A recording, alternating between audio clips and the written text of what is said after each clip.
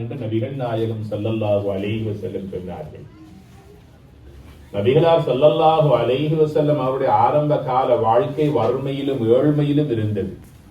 ஆனால் மதீனத்துடைய மண்ணை அலங்கரிக்கக்கூடிய மஸ்ஜிது குபாவை கட்டியவர்கள் நபிகளார் ஸல்லல்லாஹு அலைஹி வஸல்லம் அவர்கள். மக்காவில் வாழ்ந்த நபி அவர்கள் மக்கா குறைஷிகளுடைய எதிர்ப்பை எல்லாம் சுமந்து கொண்டு தன்னுடைய உடலையும் தன்னுடைய உயிரையும் தன்னுடைய ஈமானையும் பாதுகாத்துக் கொள்வதற்காக தாம் பிறந்த மன்னகமான மக்களுடைய மண்ணை விட்டு மதீனத்துடைய மண்ணை நோக்கி வருகிறார்கள். வந்த நபிகளார் ஸல்லல்லாஹு அலைஹி வஸல்லம் அவர்கள் முதல் செய்த சமூக பணி தொழுவதற்கான ஒரு மஸ்ஜிதை கட்டுவதற்காக ஒரு இடத்தை தேடுகிறார்கள். அந்த இடத்திலே மஸ்ஜிது குபா என்ற மஸ்ஜிதை கட்டி முடிக்கிறார்கள். அந்த மஸ்ஜிதை அல்லாஹ் அங்கீகரித்ததாக கபூல் செய்ததாக குர்ஆனில் அல்லாஹ் உடனே இறைவசனத்தை இறக்கினான். லமஸ்ஜிதுன் உஸ்ஸிஸ அலா தக்வா, தக்வாவின் அடிப்படையில் இறைவனை வணங்குவதற்காக, அவனை சுஜூது செய்வதற்காக, அவனை ருக்கூ செய்வதற்காக, அவனுடைய குர்ஆனை ஓதுவதற்காக, ஓதி கொடுப்பதற்காக, இந்த இஸ்லாமிய மார்க்கத்தை இந்த பூமியில நிலைநிறுத்துவதற்காக முதலாக மதீனத்துடைய மண்ணிலே கட்டப்பட்ட தக்வாவின் பள்ளிவாசல் மஸ்ஜிது குபா என்று அல்லாஹ் அந்த மஸ்ஜிது குபாவை அல்லாஹ் அங்கீகரித்து இந்த சமூகத்தினருக்கு அல்லாஹ் அறிமுகப்படுத்தினார். ஆக முதலாக நபி அவர்கள் ஒரு சமூகத்தை ஒன்று சேர்ப்பதற்காக, சமூகத்துக்கு மத்தியிலே மக்களுக்கு மத்தியிலே ஒரு கூட்டிணைப்பை, ஒரு உறவை, ஒரு அறிமுகத்தை உண்டு பண்ணுவதற்காக, சமூக ஒற்றுமையை வலுப்படு செய்வதற்காக செய்த முதலாவது பணி மஸ்ஜிதை கட்டினார்கள். அந்த மஸ்ஜிதிலே அவர்கள் சஹாபாக்களை ஒன்று சேர்த்தார்கள். முஹாஜிரீன்களும் அன்சாரியன்கள் என்று இரு சாராரும் ஒன்று சேர்ந்தார்கள். சகோதர வாஞ்சியோடு வாழ ஆரம்பிக்கிறார்கள். அதற்கு பிறகுதான் மதீனத்துடைய மண்ணிலே கட்டப்பட்ட இரண்டாவது பள்ளிவாசல் தான் மஸ்ஜிது நபவி. நபிகளார் ஸல்லல்லாஹு அலைஹி வஸல்லம் அவருடைய கைகளால் கட்டப்பட்ட பள்ளிவாசல் மஸ்ஜிது நபவி, இரண்டாம் பள்ளிவாசல். மஸ்ஜிது நபவியை கட்டுகிற போது சஹாபாக்கள் எல்லாம் துணிந்தார்கள் நபிகளாருக்கு வேலை செய்து கொடுப்பதற்காக. அதில் முக்கியமான ஒரு சஹாபிதான் அம்மார் இப்னு யாசிர் ரலியல்லாஹு தஆலா அன்ஹு அவர்கள். வறுமையிலும் ஏழ்மையிலும் வாழ்ந்த ஒரு சஹாபி. பெரும்பான்மையாக பணத்தை கொடுத்து அல்லாஹ்வுடைய மாளிகையை கட்டுவதற்கான வசதி வாய்ப்பு இல்லாத நிலையில் அம்மார் ரலியல்லாஹு அன்ஹு அவர்கள் நபிகளாரிடத்திலே சொன்னார்கள், நபியே நாயகமே, தூர இடங்களில் இருந்து கற்களை எடுத்து கொண்டு வந்து நான் தருகிறேன், அதை மாத்திரம்தான் என்னால் செய்ய முடியும். சொன்னாங்க நபிகளார் ஸல்லல்லாஹு அலைஹி வஸல்லம், லா ஈஷ இல்லா ஈஷுல் ஆகிரா. அம்மார், துனியாவுடைய வாழ்க்கை என்பது வாழ்க்கை அல்ல. அது 50, 30, 40, 60 அழிந்துவிடும். ஆகிராவுடைய வாழ்க்கை ஒன்று இருக்கிறது. அது நிரந்தரமான வாழ்க்கை.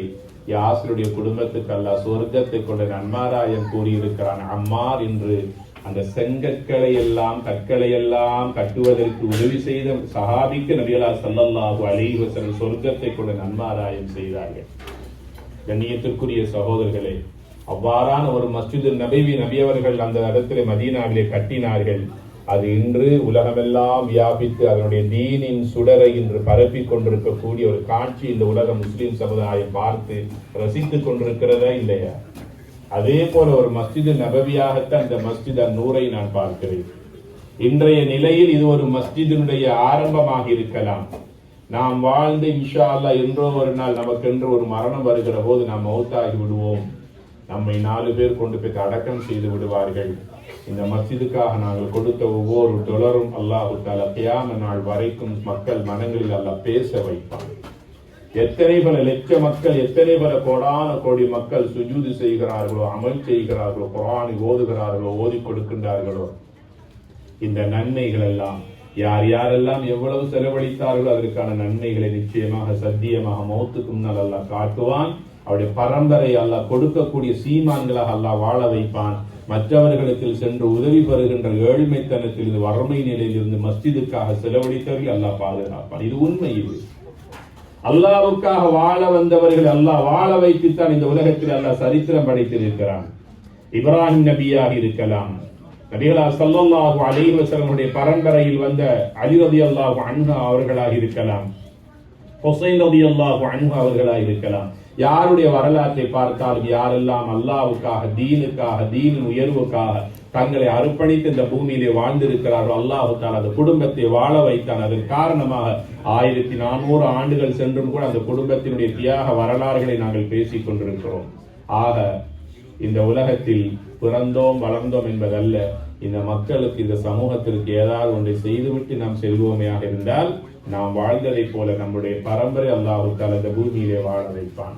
ஆக இந்த மஸ்ஜிதுடைய உருவாக்கத்தில் யாரெல்லாம் பங்கெடுத்தீர்களோ அல்லாஹ் தஆலா உங்களுக்கு நல்லதோர் பாக்கியத்தை தந்திருக்கிறான். சுவர்க்கத்திற்கான ஒரு அனுமதி சீட்டை மாஷா அல்லாஹ் நீங்கள் பெற்றிருக்கிறீர்கள்.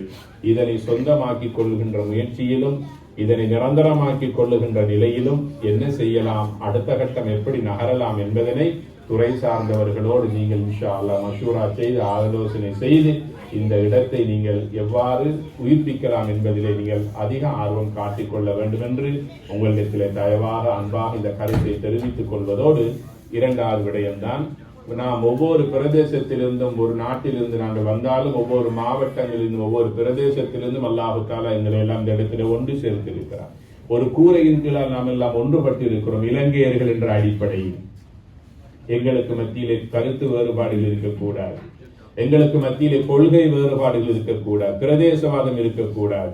நாங்கள் எல்லோரும் இலங்கையர்கள், நாங்கள் எல்லோரும் நபிகளார் ஸல்லல்லாஹு அலைஹி வஸல்லம் கைர உம்மத்தை சார்ந்தவர்கள், நாம் எல்லோரும் அல்லாஹ் என்று சொல்லக்கூடிய சமூகத்தை சார்ந்தவர்கள் என்ற சமூக ஒற்றுமையோடு ஒருவருக்கு உதவி ஒத்தாசையோடு வாழ வேண்டிய ஒரு காலம் எங்களுக்கு இருக்கிறது. வந்த இடத்திலேயும் பிரச்சனைப்பட்டுக் கொண்டு முகம் பார்க்காமல் கோபித்துக் கொண்டு வாழ்வது உண்மையான வாழ்க்கை அல்ல. எனவே வந்த இடத்தில் ஒற்றுமையாக வாழ்வோம் இன்ஷா அல்லாஹ். எதிர்வருகின்ற காலங்கள் அது எங்களுடைய பிள்ளைகளுக்குரிய காலங்கள். அந்த பிள்ளைகளை நல்ல முறையில் இஸ்லாமிய வளர்ப்பில் வளர்த்து, அந்த பிள்ளைகளுக்கான எளிமை கொடுத்து, அறிவை கொடுத்து, அதவை கொடுத்து, நல்லொழுக்கத்தை கொடுத்து, விசேஷமாக பெரியோர்களுக்கு மரியாதை செய்யக்கூடிய நல்ல பழக்க வழக்கங்களையும் கற்றுத்தருகின்ற ஆசிரியர்கள் உஸ்தாதுமார்களோடு அன்பாக பழகுகின்ற பழக்கத்தை அந்த பிள்ளைகளுக்கு சொல்லிக் கொடுத்து, தொழுகையிலே அதிக கவனம் காட்டி அந்த பிள்ளைகளை இன்ஷா அல்லாஹ் நாம் எதிர்கால சந்ததிகளாக, இந்த சமூகத்தின் தலைவர்களாக, பிள்ளை செல்வங்களை நாம் வாழ வைத்து அவர்களுக்கு பாடம் கொடுக்க வேண்டிய ஒரு பொறுப்பு நமக்கு இருக்கிறது.